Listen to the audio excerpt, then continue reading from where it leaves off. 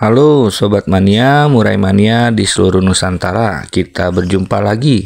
Selamat datang di channel saya, channel yang membahas tentang perawatan, settingan, dan permasalahan yang terjadi pada murai batu. Dan terima kasih juga untuk teman-teman yang sudah selalu setia menyimak setiap pembahasan video dari saya. Dan saya doakan teman-teman selalu dalam keadaan sehat, sukses, dan bahagia dimanapun kalian berada. Amin. Dan di video pembahasan kali ini saya ingin coba berbagi pengalaman kepada teman-teman tentang fenomena atau penunjukan seekor murai yang pada saat kita gantangkan ada indikasi bermain ngelantai atau nebok.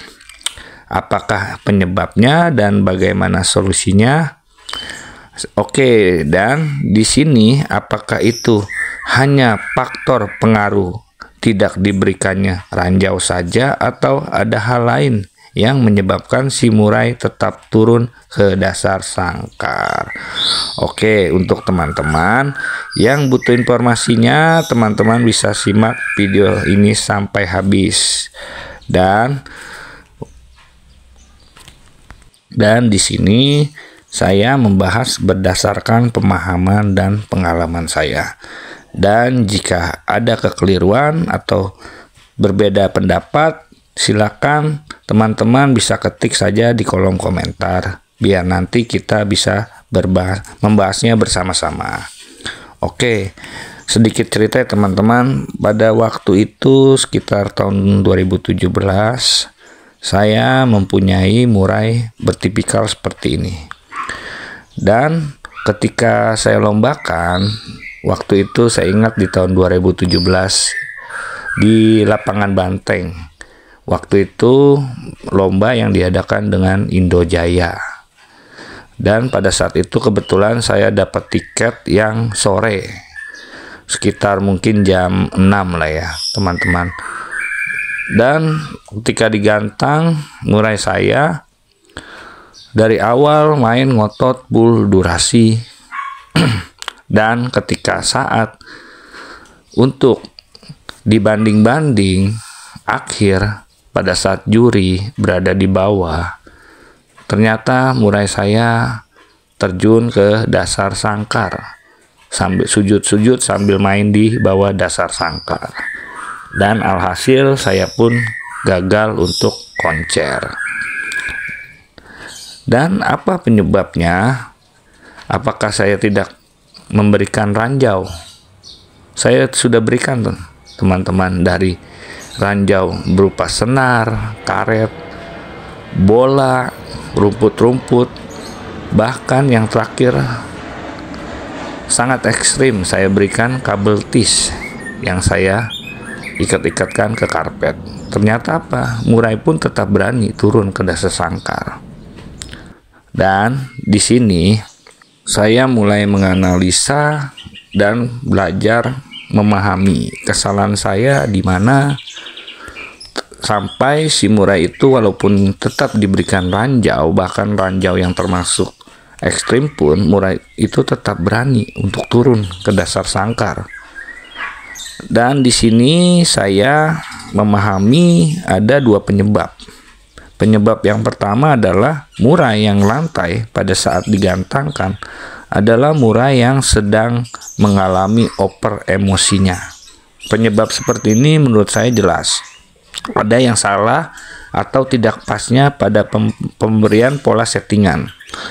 Baik itu di pola settingan harian maupun pola set lombanya. Murai main nakal atau ngelantai seperti ini biasa terjadi pada murai yang bertipikal fighter tinggi atau murai tipe panas. Tetapi tidak tertutup kemungkinan juga murai tipe dingin atau fighter rendah juga bisa terjadi seperti ini.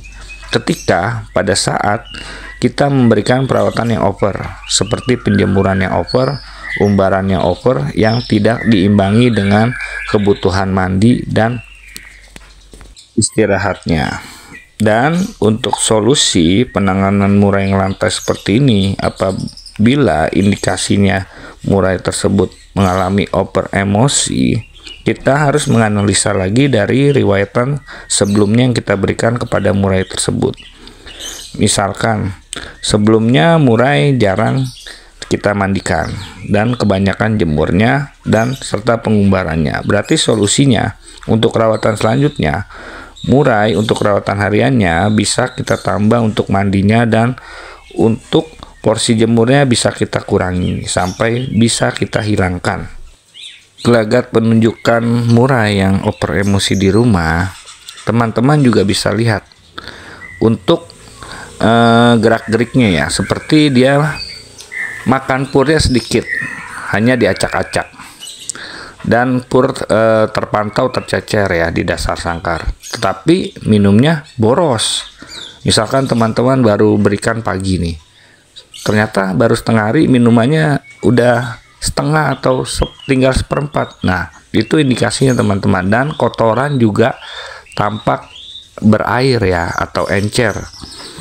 Dan untuk solusi lombanya, teman-teman bisa teman-teman mandikan sebelum berangkat ke lomba. Setelah mandi, teman-teman bisa berikan kroto ya, dicepuk, di standby aja. Dan setiba di lokasi lomba, teman-teman bisa jauhkan murai tersebut dari keramaian lomba. Dan mungkin setelah satu sesi, teman-teman baru mendekat dan siap untuk digantangkan. Dan evaluasi lagi hasilnya seperti apa untuk nanti menentukan rawatan settingan selanjutnya. Dan di sini menurut saya penyebab yang kedua adalah murai mengambil sisa makanan IF yang masih tertinggal di tebok atau dasar sangkar, seperti sisa pur, kroto ataupun jangkrik. Dan solusinya teman-teman di sini bisa periksa kembali ya, pastikan karpet jangan sampai ada makanan yang tersisa di dasar sangkar. Lalu kesimpulan saya mengenai pemberian ranjau seperti pemberian karet, senar atau bola-bola, rumput ataupun kabel tis atau yang lainnya, itu gunanya hanya untuk menakut-nakuti murainya sementara waktu saja, agar murainya tersebut tidak berani turun ke dasar sangkar. Jadi mungkin itu sifatnya hanya sementara. Mungkin di awal-awal saja murai akan takut, tetapi ketika murai tidak takut lagi, dan murai tetap akan terjun ke dasar sangkarnya. Apalagi murai tersebut sedang mengalami overheat atau over emosinya. Dan pemberian ranjau tidak berguna lagi. Jadi tetap yang harus kita benahi adalah bagaimana caranya agar murai tersebut tidak terlalu over emosinya pada saat kita gantangkan, sehingga murai tersebut tidak berpikir untuk terjun ke dasar sangkar atau ke lantai lagi. Oke, mungkin sampai di sini teman-teman pembahasan video dari saya mengenai pengalaman saya dalam mengalami murai yang main nakal pada saat digantangkan, main ngelantai atau turun ke dasar sangkar. Oke teman-teman, sampai di sini saja. Sampai jumpa kembali di video saya berikutnya. Salam murai mania.